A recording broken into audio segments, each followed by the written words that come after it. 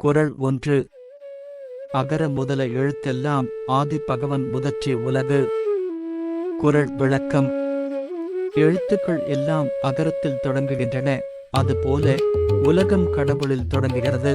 குறள் 2. கற்றதனால் ஆய பயனென்கொல் வாலறிவன் நற்றாள் தொழார் எனின். குறள் விளக்கம். தூய அறிவு வடிவானவனின் திருவடிகளை வணங்காதவர் படித்ததனால் பெற்ற பயன்தான் என்ன? குறள் 3. மலர்மிசை ஏகினான் மானடி சேர்ந்தார் நிலமிசை நீடுவாழ் வார்குறள் விளக்கம். மனமாகிய மலர் மீது சென்று இருப்பவனாகிய கடவுளின் சிறந்த திருவடிகளை எப்போதும் நினைப்பவர் இப்பூமியில் நெடுங்காலம் வாழ்வர். குறள் 4.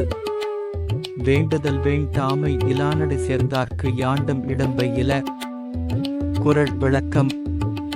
எதிலும் வெறுப்பு இல்லாத கடவுளின் திருவடிகளை மனத்தால் எப்போதும் நினைப்பவருக்கு உலகத் துன்பம் ஒருபோதும் இல்லை. குறள் 5. இருள்சேர் இருவனையும் சேரா இறைவன் பொருள்சேர் புகழ் புரிந்தார் மாட்டு. குறள் விளக்கம்.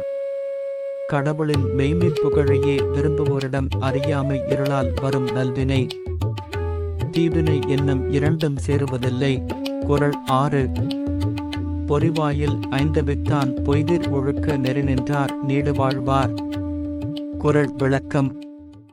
மெய், வாய், கண், மூக்கு, செவி ஆகிய 5 பொறிகளின் வழி பிறக்கும் தீய ஆசைகளை அழித்து கடவுளின் பொய்யற்ற ஒழுக்க வழியிலே நின்றவர் நெடுங்காலம் வாழ்வார். குறள் 7.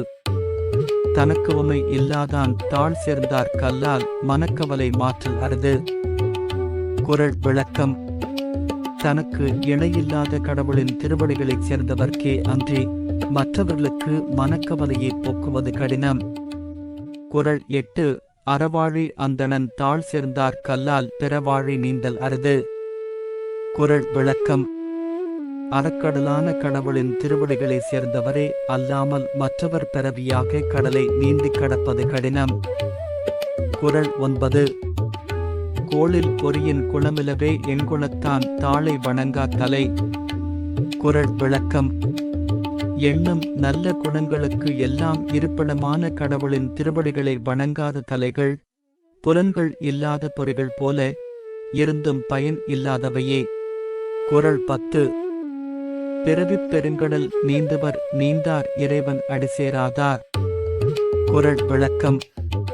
கடவுளின் திருவடிகளைச் சேர்ந்தவர் பிறவியாகிய பெருங்கடலை நீந்திக் கடப்பர், மற்றவர் நீந்தவும் மாட்டார்.